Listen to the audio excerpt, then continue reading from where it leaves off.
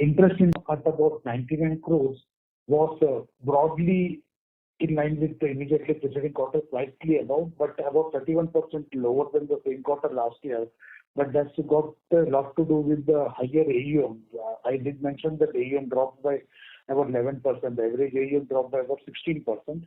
So that was one aspect. And second was definitely the fact that in the current quarter, there was whatever growth of NPA was that there was a reversal in terms of income that we had booked. Last time, any increase in income because the period of moratorium was going on, and then subsequently the Supreme Court judgment was there saying that it cannot be considered as NPA.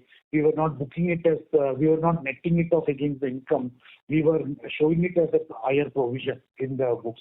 And therefore, based on these two, three reasons, the immediately in the same quarter last year, there was a drop of over 31%, and we reported an income of 99 crores in the current quarter. Finance expenses have gone down versus the same quarter last year and also against the immediately preceding quarter.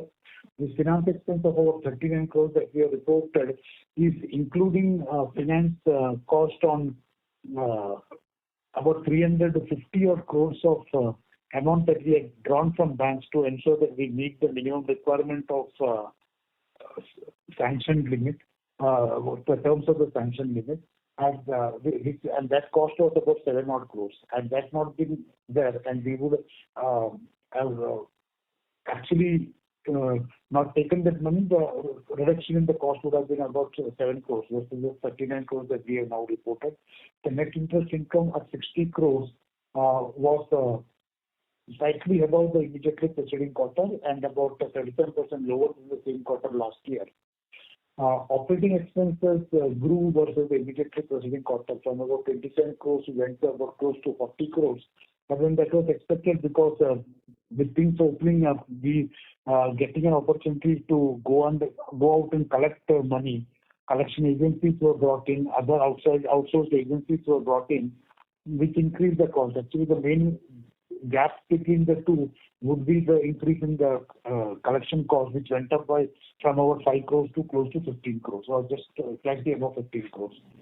The loan loss provisioning in the current year we have booked, current quarter we have booked about 30.7 crores, so it was about 50 crores that we booked last time, and 38.5 crores that we booked in the same quarter last year.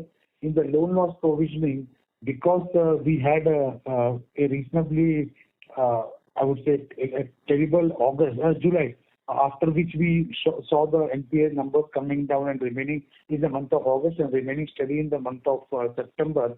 The overall NPA provision was, I would say, curtailed at about 20.7 crores, and then subsequently we thought that it was prudent for us to make additional provisioning of about 10 crores, and therefore we made an additional provision of 10 crores and therefore booked a total provision of about 30.7 crores. This led to the provision profit before tax being a negative 10.6 crores and after tax negative 8.1 crores. On a half-year basis, the total disbursement that we have done is about 446 crores, and I would say compares very well with the same quarter last year, same half year last year, where we did only 133 crores. Book is at about 1,981 crores on book, and including off book is about 1,992 crores versus the 2,235 that we reported last time. Overall income is at about 197 crores versus 274 crores, but last year's 274 crores, while it is 28% higher, had a lot to do with a higher AUM. And in the last quarter, we had this interest on interest income which was getting accounted because of the moratorium period, and therefore that figure was higher. So those were the two reasons. And like I had mentioned, the income reversal on NPA was not actually booked in against the netted off against the income, but it was shown separately in the provisioning only. And total finance expenditure did go down by about 21%, down by about from about 100 crores to about 80 crores, and net interest income stood at about 118 crores versus 174 crores. Operating expenses was slightly higher, about 5% on a half-yearly basis, from 64 crores it went to 67 crores. Loan loss provision last time was about 72 crores, now it is 81 crores, including the 10 crores extra additional provision. We have reported a half-yearly PBT of negative 30.6 crores and a PAT negative of about 22.8 crores. We have, like I said at the initial stage, that AUM has grown in the first time after about 5-6 quarters, and we are fairly confident that it will continue to grow. And with whatever disbursements are happening, in fact, whatever we have seen in the month of October, we are confident that November, December would be even better because we are getting into Diwali and other festive seasons, and things are improving on the ground. So we are fairly confident that it will boost the AUM, which will lead to higher interest income, and NPA we are fairly confident will get contained in this quarter, and we will see some bit of reduction actually happening in the current quarter. I would possibly now hand it over to Madhu for his initial comments before we start hearing from you. Thank you. Thank you, Vinod. Good noon to all of you once again, and thanks for being in the call with us today. I'll take through broad numbers in terms of what is happening on the sales and how we have been placed after the second wave of lockdown was over, and then probably we can get into more details through a Q&A session. From two-wheeler industry perspective, as we communicated last time that it would be somewhere close to what it had been in FY21, about 1.5 crores. So we are seeing that happening actually. H1 was about 65 lakh wholesale that happened in the industry. A very positive sign coming from the market in the sense that almost all dealers, all our touch points became active as July ended, and from August onwards I think it was very good for all of us. August onwards, every month on month, like we've been disbursing more than 100 crores, which is a very positive sign. From industry perspective, again, we saw Q2 to be a very good jump from Q1. Definitely not at par with Q2 last year, but there are certain areas in the country in the third and fourth week of September they have something called Shraddh. So probably because of that there could be slight dip from Q2 last year. But definitely the signs that we saw in October, especially with the Navratras and then the Dussehra, and then as we move into Diwali, we have seen a very positive uptick as far as two-wheeler sales are concerned, and we can see the dealer movement as well, from touch point perspective, how the numbers are moving at each touch point. So from industry perspective, very positive Q2, and we are hoping that Q3 would be as good as it could be, as far as Diwali and Dhamteras, these festivals are concerned. I mean, this week itself it would, start showing up. We saw a very good uptick in East, during the Puja season in the month of September. That is another positive point for us in the sense that we went in the East in a big way, and that really helped us as far as Q2 is concerned. We hope that with Diwali, all these non-South areas, non-Kerala areas across the country should do very well. From touch point perspective, as on July, we started moving very aggressively across the country wherever we were active. Close to 70-75% of the touch points we are active now. And as we go forward, and Vinod mentioned in his initial comment that a lot of fear related to COVID is now not there, and I believe that we should be in all our touch points by mid of November, and as we close December, I think we should be active 100% of all our touch points. Right now we are at around 75 to 80%. which is a big movement as far as Q1 to Q2 is concerned. From collection perspective also, because we were able to move physically and do a lot of collections, there had been very good improvement in collection efficiencies, especially from lower bucket. The collection efficiencies are at in fact what it was before wave 2, and include, there are certain areas which is doing at pre-COVID level. So we are seeing a very positive trend as far as collection efficiencies in each bucket is concerned. NPAs, we could contain that, at least the incremental NPA we could arrest that as far as Q2 is concerned. And as we get into Q3, and Vinod mentioned that as well, that we should start reducing our NPA from absolute term basis.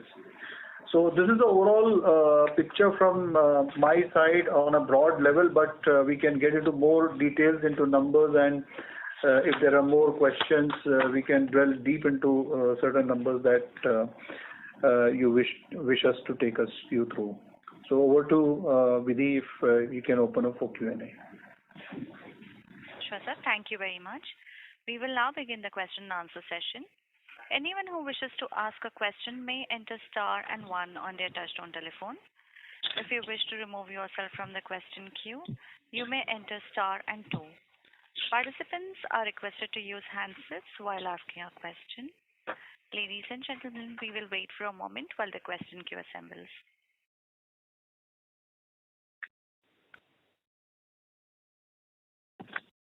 The first question is from the line of Sarvesh Gupta from Maximal Capital. Please go ahead. Good afternoon, sir. Sir, first thing on the numbers, so you have sold some repossessed vehicles. So against your average, ticket size per loan, how much are you able to recover when you are selling these repossessed vehicles? The average recovery is around 50% of the amount due from the customer. So if a loan of 50,000 has been given on an average, you are able to recover 25,000 rupees. If the amount outstanding is 50,000, because let us hope and pray that it doesn't happen in the first month itself, it happens over a period of time. So let us say he has been given a loan of 75,000, he has paid, let us say 20 to 25,000, and then subsequently the vehicle is repossessed because it doesn't continue to pay you. And at that time, our average outstanding that we have when the vehicle is repossessed on an average is around 35,000. So the average loss that we suffer is about 50%, 50 to 52% is the average loss. No, 75,000 he has paid 20,000, so that is 55,000. Now, if you are saying you are able to recover 35,000, the loss is not 50%, right? No, the loss will be calculated as a percentage of whatever is the due at that point of time. Yeah, so the due is 55,000, right? Yeah, so if it is 55,000, the vehicle would be of that quality. So we might end up collecting about 25 to 28,000 or 30,000. Okay. So understood. So that is 50%. Now, in how many cases when you want repossession, you are able to actually physically do the job? Because in many cases, something else might be happening, like a fraud or like the customer not being reachable or the vehicle not being if you are not able to repossess it because of a variety of reasons, right? So in how many percentage of cases where you want to repossess and you are able to repossess? Vehicle repossession is normally looked upon as a nuclear option. If there are no other way to collect the money from the person, then the vehicle is repossessed. So that's not the first option we exercise, because we give a reasonably long rope to the customer, because obviously once the vehicle is repossessed, the responsibility of everybody ends and only the legal person has to then start working. So we are not interested in that. So we give sufficiently long rope to the customer to pay. And what is the policy around that? How long rope can you give? Like 90 days is the DPA is NPA. After that, how many more days can he be given? No, we normally go. We will do. Everything depends on the attitude of the customer. There are times when we go even up to 9 months. If that's answers your question. Because So let me pitch in, Sarvesh. Vinod mentioned that repossession is not the first option we use for the simple reason that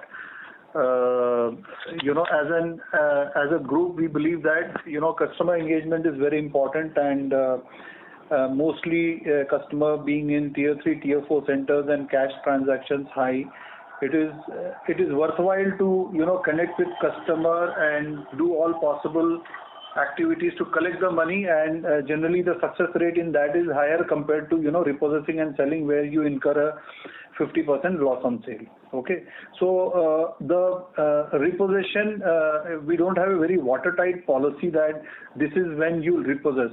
So our team, we have our internal team as well who does the collection. They review. So for every case we have feedback. What is customer saying, whether he's reachable, not reachable. You rightly mentioned the vehicle is skipped or customers. So we have those feedback, and basis that then the respective the regional managers or the state heads, they decide which are the vehicles we are going to repossess. Average we repossess close to 1,000 two-wheelers per month. And that is after a proper scrutiny by the collection team. Okay, this is the case where we are not going to get money, so we should repossess. Yes. No, sir, that is understandable. Of course, you will give a long rope and everything. Now, between 3 to 9 months when the account is NPA, the question is very simple, that let's say once you decide that this customer is not going to pay, right? You're not able to collect it from whatever means, whether be it carrot or stick, you are not able to collect. Then in what percentage of cases, as per your experience, you are able to repossess, where you want to repossess but you are able to repossess? What is that ratio? Okay. That could be, I think most of the cases we are able to repossess. The skip, the point that you're mentioning, whether the cases are skip or customer not reachable, the percentage could be very low. Okay. So does that mean that in case you want to repossess this 20% of your book which has gone bad, you will be able to collect 10%? Is that the right assumption? Or because what I was trying to arrive is that what's your maximum losses because of this? So actually, what we mentioned, 5% loss on sale is average. Average in the sense there would be a lot of vehicles where we'll recover sometimes. Yeah, of course, average figure only, sir. I'm talking about average figure only. Yeah. On an average, you feel that you will be able to recover 50% of outstanding if you were to repossess the vehicles after giving sufficient due time and consideration as per case to case, right? See, mathematically fine, but in this 90 plus cases, we'll have many cases where the pause would be, let's say 10% of the loan amount or 20% of the loan amount which customer is gradually paying. Okay, so all of them may not end up into repossession or loss. Of course.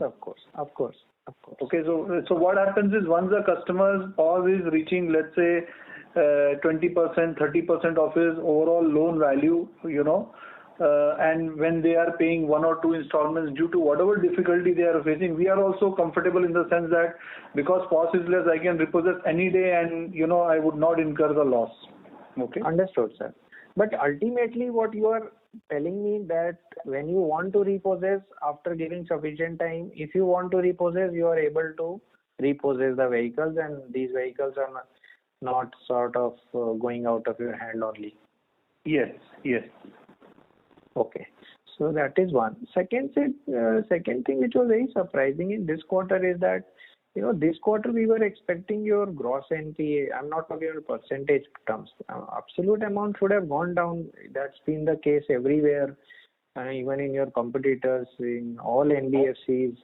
So why such a starkly downward performance on the NPA front? Even in this quarter, you were not able to better than the last quarter. July we did see a substantial increase in the NPA numbers. It came down from the month of August. In fact, it came down in the month of August. It remains constant or steady in the month of September. No, sir. From June quarter to September quarter, I think you have been, there is hardly any company which has reported increase in NPA like this. continuing trend. Even your auto financiers, two-wheelers, they have all reduced their NPA while growing the book. In our case, the reverse has happened. So the increase happened in the month of July. Okay, after if you're comparing Q1 and Q2, it was actually July where again, half of the July, people could not move out and collect. So I don't know about others, but definitely July was a month where things were not in proper this thing. Movements were restricted. A lot of areas movements were restricted, including Kerala. So that is the thing. I mean, it was not that customers, they were not there or things like that. We could not reach a lot of areas. And most of the due dates are by the 5th of the month, and once it actually slips into 90 plus, then obviously it's a Herculean task pushing it back. So even in July itself, there was a lot of pushback which was done. In fact, after the rollback which happened from 90 plus to bring it down, in July also it happened, but then the numbers which actually went into the 90 plus bucket on the 5th of July was significantly high. So therefore, that's the reason why in July we did see an increase. But then the team was, I would say, they rallied quickly, and they ensured that in the month of August and again in the month of September, it was first it went down and then they actually contained it at a level. So we are seeing improved performance even in the month of October, and we are confident that with things opening up, with people having more cash in their pocket, and maybe it's a bit to do with the kind of category of customers that we deal with, things are coming back to normal, and we are fairly confident that we would surely see a 115% kind of collection versus the billing that we do, which would mean a lot of collection would be from the previous month overdue. So we are confident that the expectation for December quarter and March quarter for the gross NPA numbers. Now let's talk absolute numbers and not the percentages, because percentages will go down because disbursements are there, disbursements are increasing. So in terms of absolute numbers, we are fairly confident that on a much larger book, the NPAs will start going down. I'm not saying that it will go down by 30 crores or 50 crores, but then I'm saying that you will see that kind of reduction happening. Maybe about in terms of absolute numbers, you will see the numbers going down by about 10%. I'm talking absolute numbers again. And percentages will definitely go down because the disbursements are there, and therefore the AUM which has started going up first time after 6-7 quarters, and that will keep on going up in the coming quarters. So, 10% every quarter. Sir, request you to please come back in the queue. Sure. Thank you. Survey, so what we can always do is we can do a longer call post this call. Maybe we can do a separate call. We can address all your queries. Sure. Hello. Yes, sir. So I have actually pushed him back in the queue. Yes. We have the next question from the line of Rishikesh Oza from Robo Capital. Please go ahead.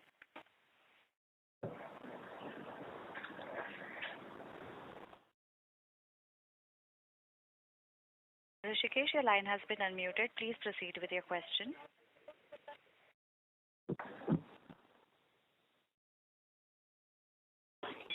Hello, am I audible? Yes, now you're audible. Yes, Yeah, I was asking, what is our loan book currently? 1992. That was the figure as of the end of September. Okay. And sir, what growth are we looking at for this year and for FY23? So we are expecting the disbursements to go up. In fact, we hope to be, let us say, looking at decent growth of AUM in the next couple of quarters. And I would say that we should possibly be at around 2,400 crores or something by the end of the year. 2,400 at end of year. 23 to 2,400, that range. Okay. And for FY23, do we continue this run rate? We would want to possibly respond to that at the end of the next quarter, because we will want to see this actually run rate continuing, and then we would want to respond to that. To permit us time till the end of next quarter. If things improve, definitely that number, that this kind of run rate will continue in the next quarter also. Okay.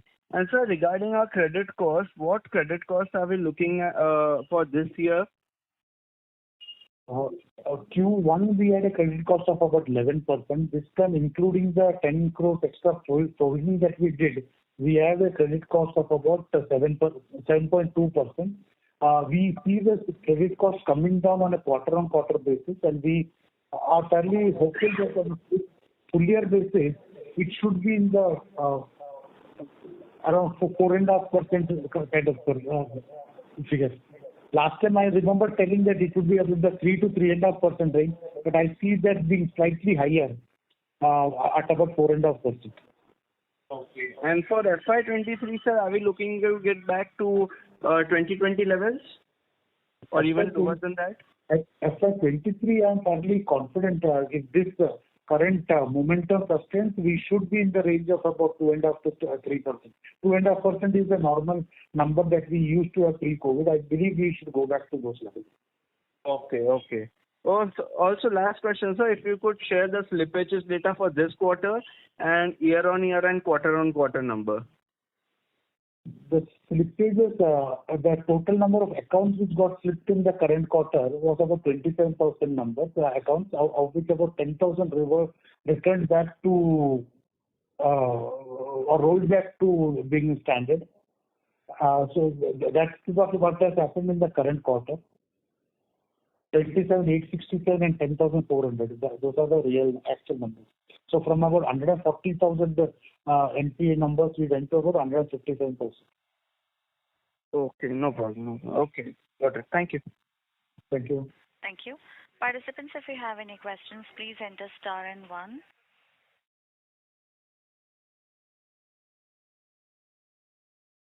Participants are requested to enter star and 1 to ask questions.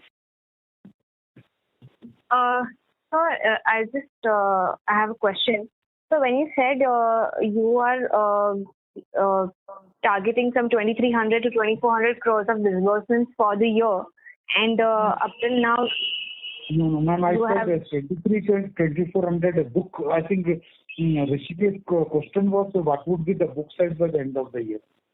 I replied to the book size. I said that about 23 to 2,400 crores of book is that is of the OAM. Okay, sorry. So basically, but are we? I'm guessing we'll be anticipating some collections also to increase in the second half, and so will we be able to see such a growth happening in AUM despite the higher collections and repayments? So, or the number of disbursements will nullify the collections which are happening. No, when we are saying that from 1992 or from 2000 will go to 2,400, we are definitely saying that the disbursement will outstrip the collection, which is and whatever collection is happening, definitely it will be towards improving our overall quality of the portfolio. And with the disbursements increasing, we are confident because we are not saying that collections will not happen, therefore the AUM will go up, because that's not the kind of growth we will want. Because then we are actually talking that the quality of the portfolio will be bad. We are not saying that. Okay. We said that the quality. I separately mentioned about the NPA, GNPA will come down there roughly about 10% on a quarter-on-quarter basis. But sir, if you can just give an idea actually more on the numbers, like how much of accounts were in NPA by June end, and how much slippage is on July, and from there, how do we see the numbers now in September? So if you can give those numbers so we can understand how deterioration happened in July and how much recovery has happened in the last 2 months. What I have with me currently are the quarterly numbers, which is what I told Sarvesh, saying that it actually went up from about 140 to some 27,000 accounts got added in the current quarter, and subsequently against the 27,000, roughly 10,000 was moved out of NPA. Therefore, the total figure was about 157,000. Month-on-month figures I will need to possibly take out.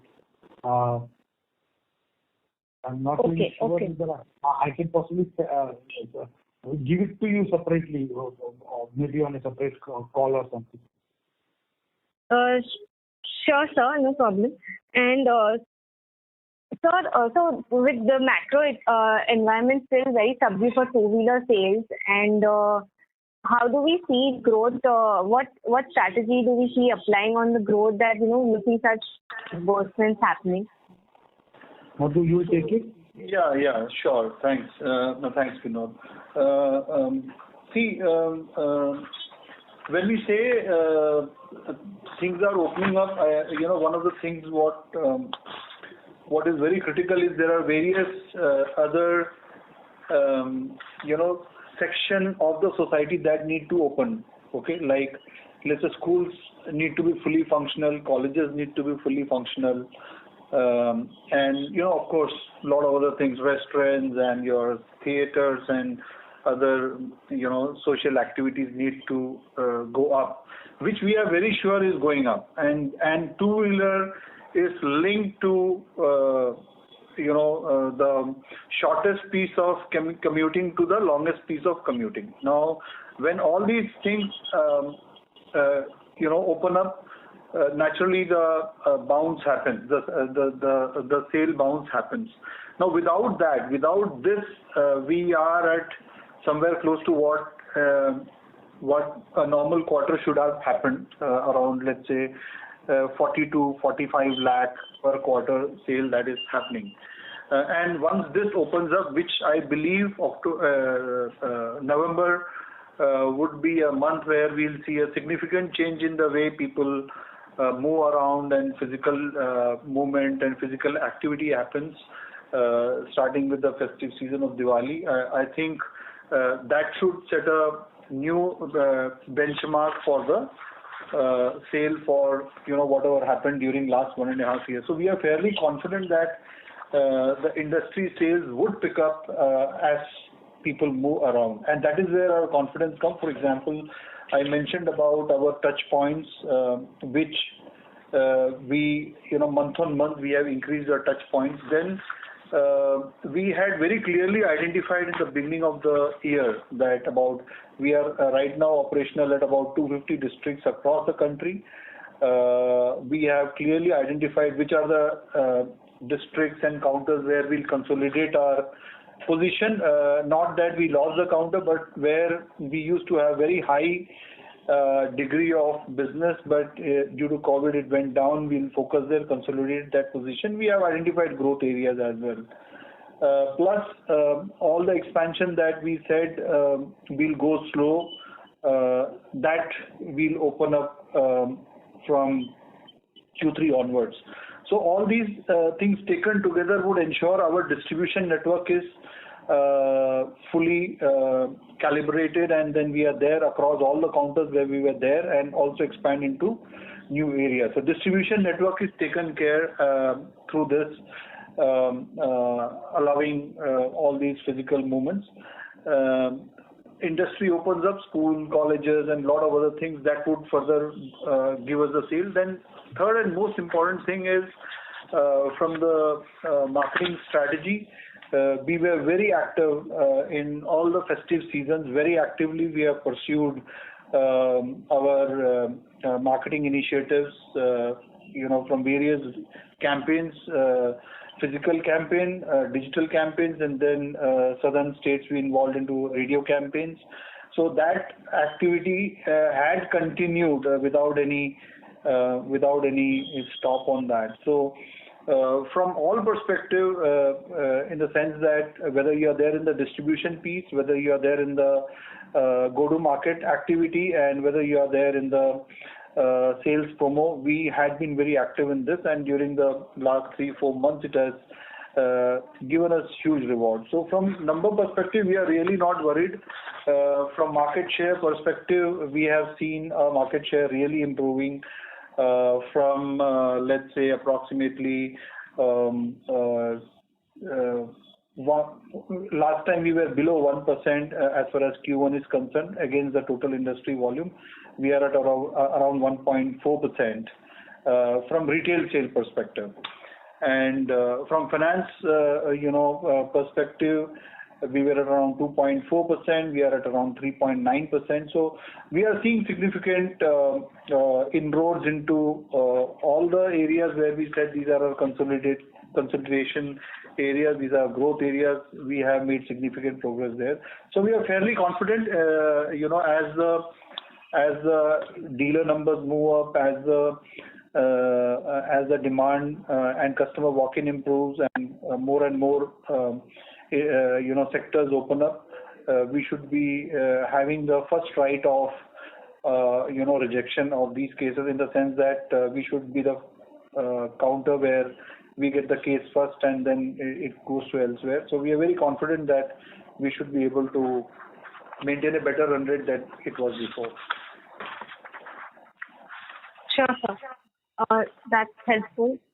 And sir, lastly on the hard bucket collection, so this quarter we saw the numbers improving.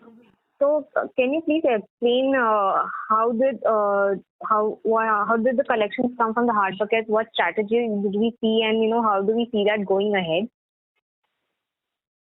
So there are certain states where we have a separate team for the lower bucket, separate team for the hard bucket, separate team. So there is a very clear-cut focus there. Then we also organize a lot of collection mailers, whereby through the notices and through the communication with the customer, we bring them to the negotiation table. They come to our offices wherever we call them, whether it can be a collection agency's office or our own office or our Muthoot FinCorp branch. We call them, negotiate there. We did close to 150 collection mailers in the month of September. We saw a very good response there. During the course of this call, we were mentioning that we believe that customer engagement is very important. That's what we are trying to do, because there is no fixed formula that do ABC and you'll get these numbers. It is not like that. Need to engage with customer. These were difficult times for everyone, including our customers. So we believe that if they need some extra time, fine, but meet them, understand whether they are there or not. Identify clearly customer is traceable, vehicle is traceable, reach a understanding that he makes the payment partially or breaks it into 2 or 3 like that. So basically across the board we have kind of engaged with customer in a very positive way. We have been able to meet customers regularly.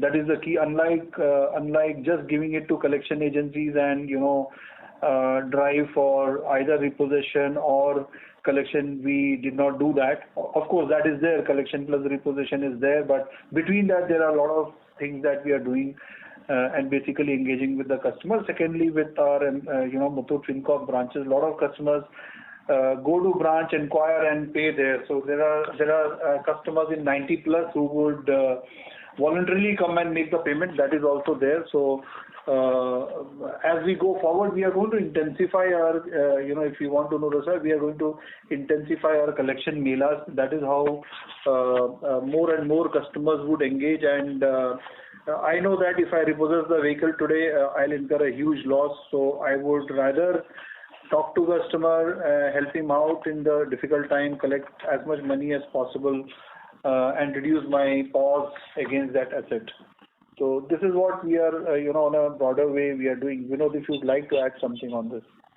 No, I think Madhu, you have covered everything, but like ma'am, you rightly said that the collection in the quarter on the harder bucket has been significantly higher than what we have seen in the 5 quarters before that. I said about 9% of the total collection was in the harder bucket, and we see these numbers going up as we get into the third quarter and again in the fourth quarter.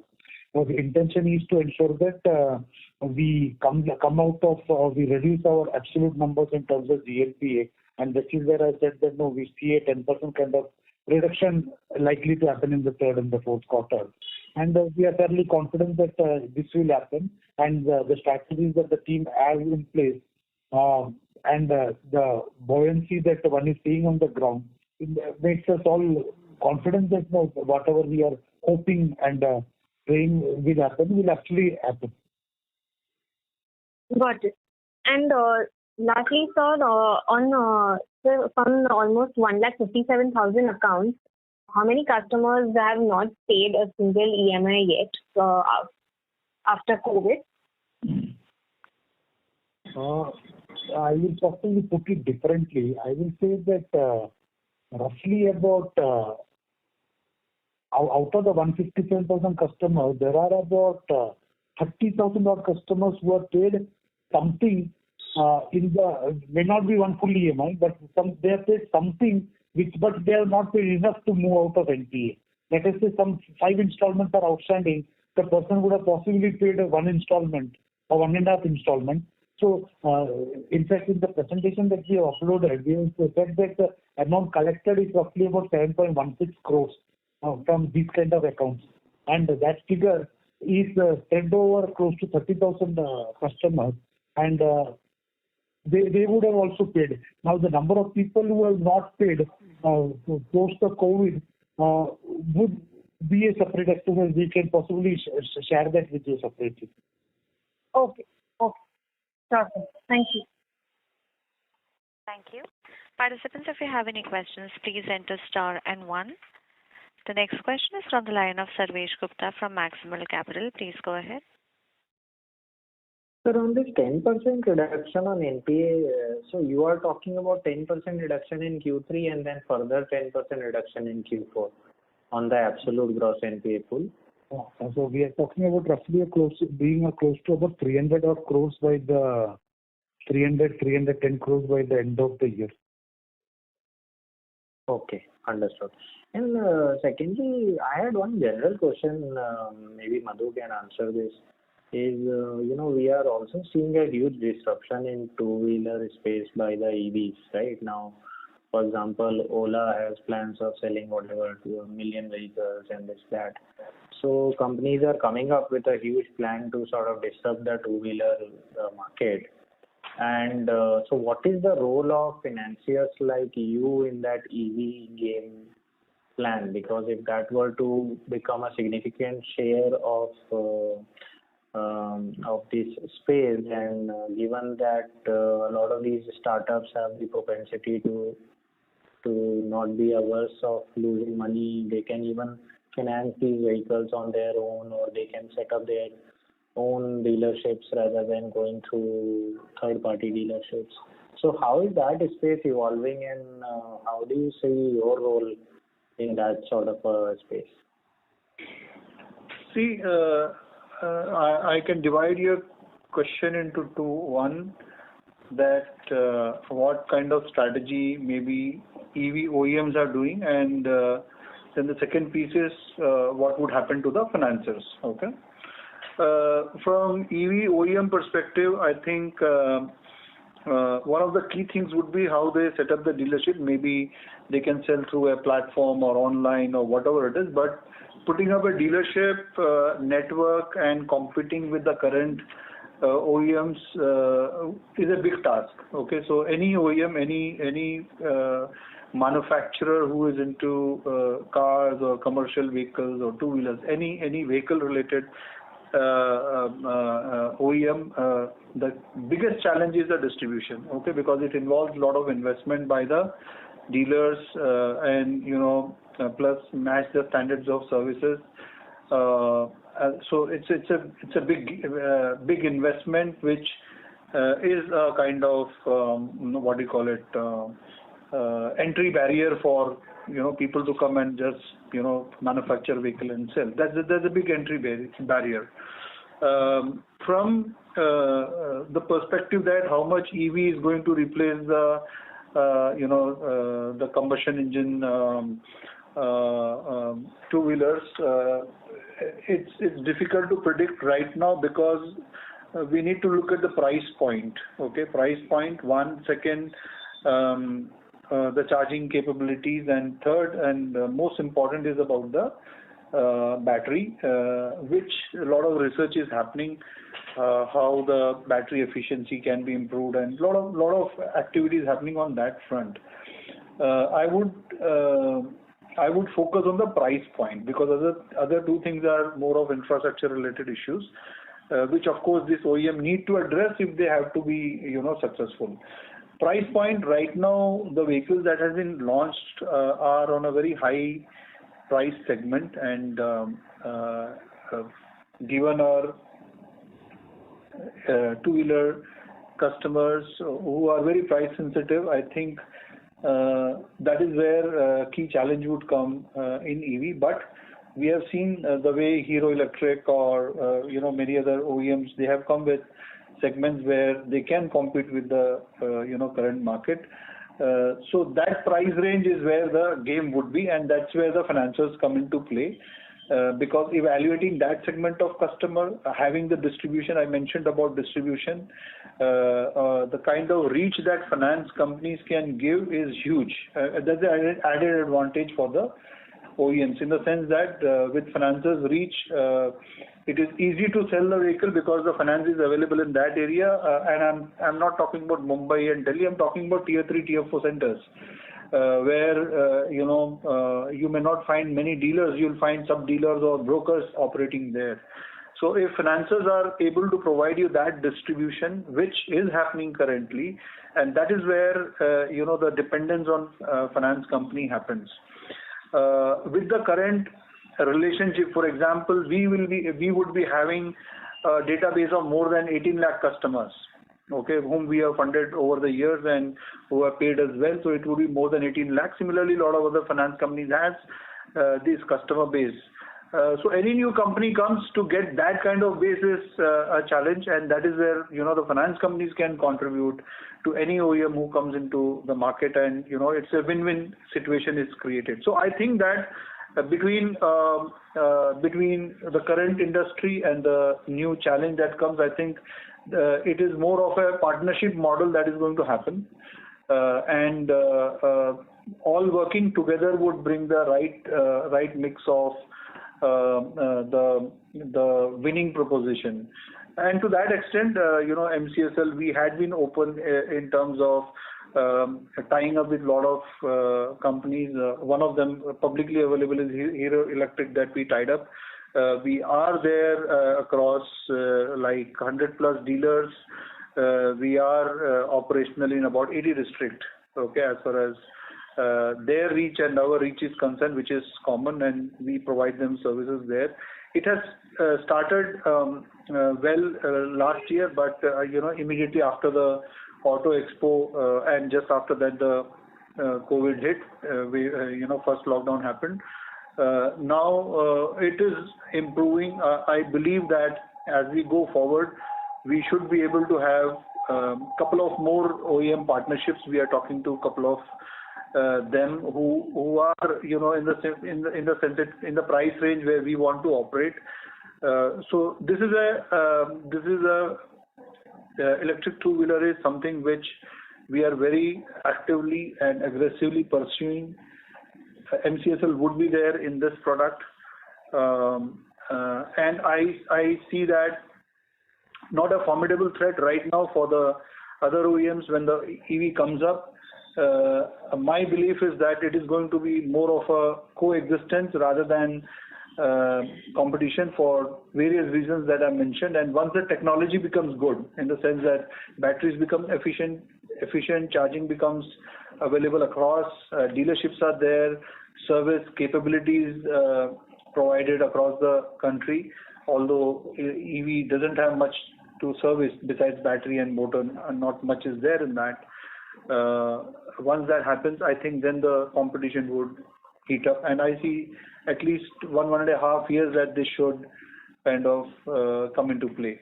But as of now, as far as MCSL is concerned, we are very bullish, positive, and this is one of our key projects that we are pursuing.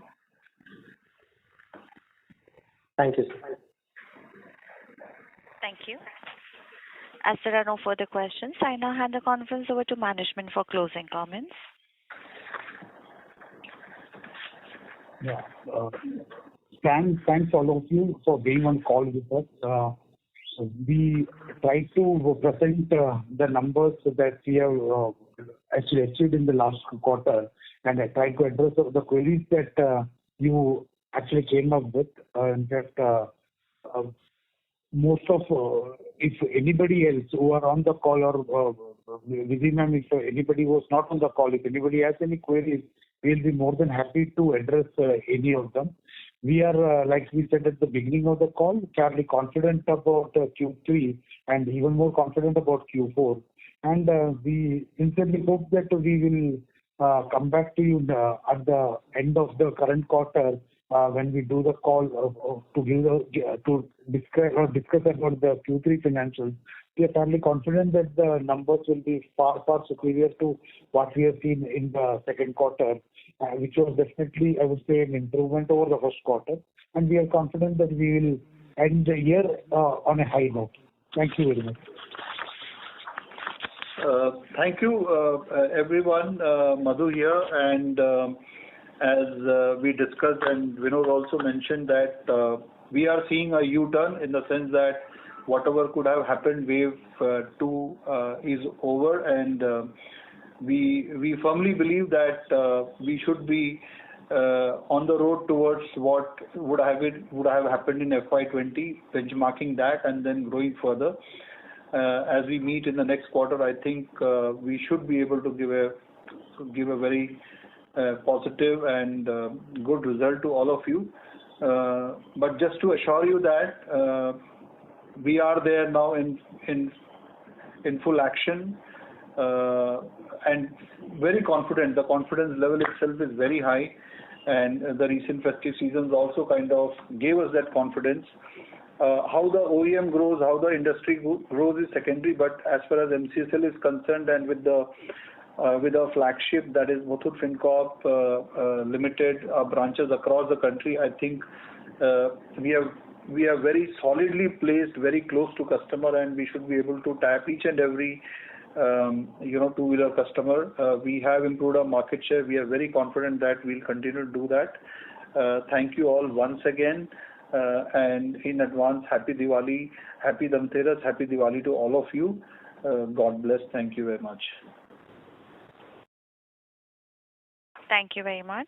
On behalf of Antique Stock Broking, that concludes this conference. Thank you for joining us, and you may now disconnect your lines.